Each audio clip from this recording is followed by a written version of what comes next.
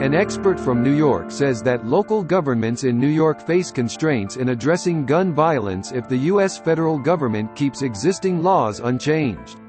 Without certain federal legislation, we're limited as to what we can do on the local level. So, cities like New York are not going to be able to control a lot of the guns that come into the state and come into the city.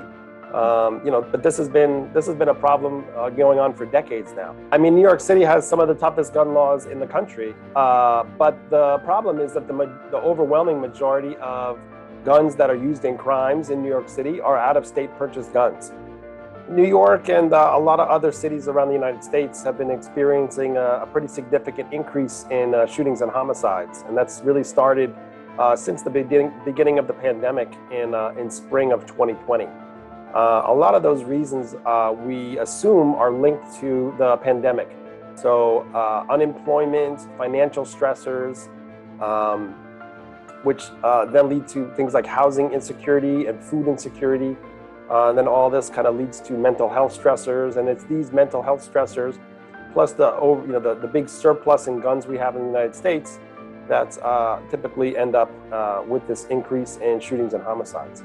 Gun violence has been on the rise across the United States in the past few years, a trend fueled by a confluence of factors.